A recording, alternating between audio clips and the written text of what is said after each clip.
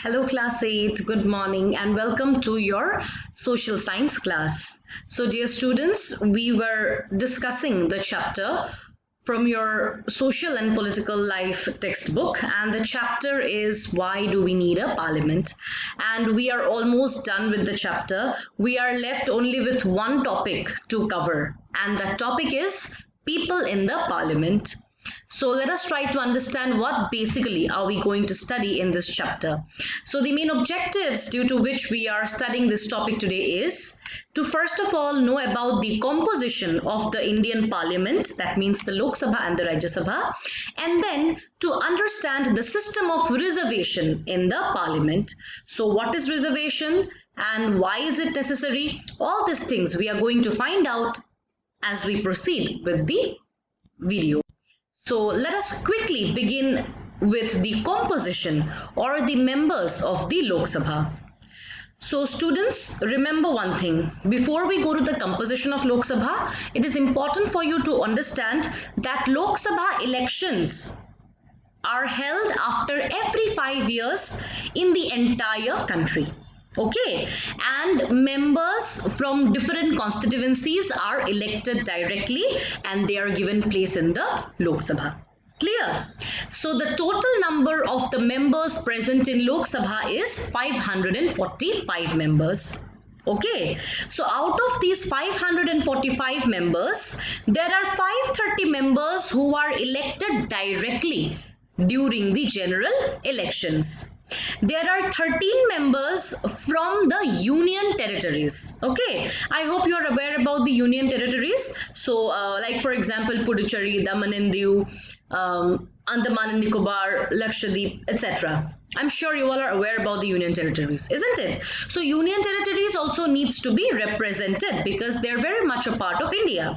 So from the union territories, there are a total of 13 members who are elected directly into the Lok Sabha. And again, if you remember, I have told you before also, there are two special seats always reserved for people belonging to the Anglo-Indian community. And this selection or nomination is done by the President of India. So now let us try to take a look on the composition of the Rajya Sabha. So in the Rajya Sabha, there are a total of 245 seats. Okay. And out of these 245 seats, 233 seats are occupied by members from different states.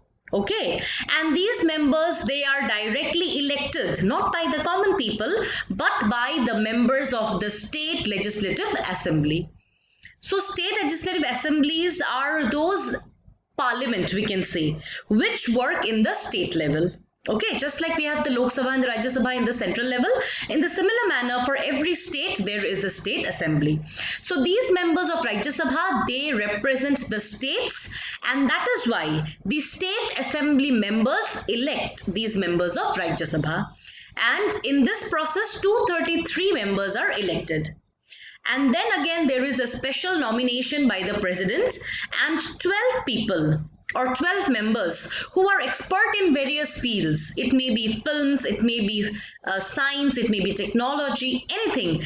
Members who are very much, good in something, experts in some necessary things. For them, 12 special seats are nominated by the President of India.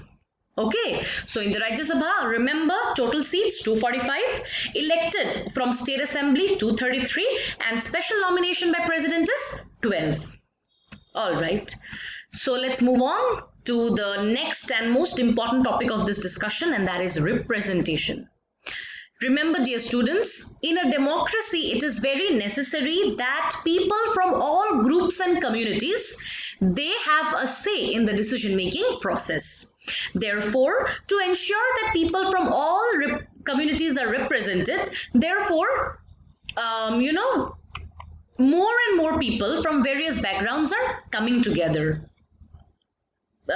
Standing for elections, contesting for elections, so that they can win the elections with the help of the people, and they can also get support and also get to have a say in the decision making process. All right, so that is why there are members in the Lok Sabha and Rajya Sabha from those groups which were not recognized before as important. For example, the Dalits or the untouchables, the Adivasis, the various other backward classes, the SCs, STs, they were before not given much importance. They were not considered to be the real son of the soil. And that is why they were always treated with discrimination in the past. They were not given equal opportunities. But in order to ensure the proper running of democracy, it is very necessary that people from various communities and groups come and represent themselves so that even their problems are listened to. Isn't it? So those communities which were treated with discrimination in the past, today even those communities are given equal opportunities. Okay, and this has enhanced the democratic representation in India more and more. So this representation of more and more people in the parliament today is possible due to a very special system, and that special system is called as reservation. So because there is special reservation for the SCs and the STs and the other backward classes in the parliament, therefore it has become very much easy for people to be a part of the decision making process by becoming members of the parliament. Okay, so when we talk about reservation, then remember one thing, even women before and even nowadays today are not considered to be equal to men in India, isn't it? So even today in politics, we do not see many women, and when you see the entire scenario in India, then you will feel or you will find for yourself that just like the backward communities in India, even women, they were considered as unequal and they were deprived in the past. And today also in certain cases, women are still unequal and deprived, isn't it?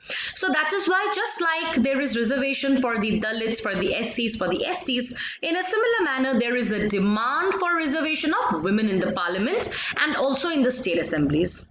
But of course, this demand for reservation is yet not fulfilled, and that is why if we compare 60 years ago and today, then we will find that not many members in the parliament are women. 60 years ago, just near to independence, if we see, then only 4% of the members were women. And today, if you see, then it is 9%. So the gap between this 4% and 9% is not much, isn't it? So there is a very small growth of women who are playing important role in the parliament. So dear students, with the explanation of these part today, we have come to the end of the entire chapter on parliament. And in the last class, if you remember, I already gave you lots of questions from the chapter, and also I have given you the answer to the textual question that is given at the back of the chapter. So today, from this part, from the topic that we have studied today, I have given you 2 more questions which you need to write down in your copy and submit me today itself between 8 to 9 p.m. Okay, so firstly you need to write about why it is necessary for reservation of women in the parliament, and next you need to write that why is the system of reservation applied for the SCs and STs in the Indian parliament. Okay, so today you have a chapter test, all the best for that, and of course a gentle reminder for your next chapter test, which is due on the 19th of June, that is coming Friday, and the chapter is Understanding Secularism. So my dear students, please go through the entire chapter properly, do your homework on time, and for PT1 we are left only with 1 chapter of history, and that is chapter number 3, which we will be starting from the next class onwards. So thank you so much dear students, and all the best for today's chapter test.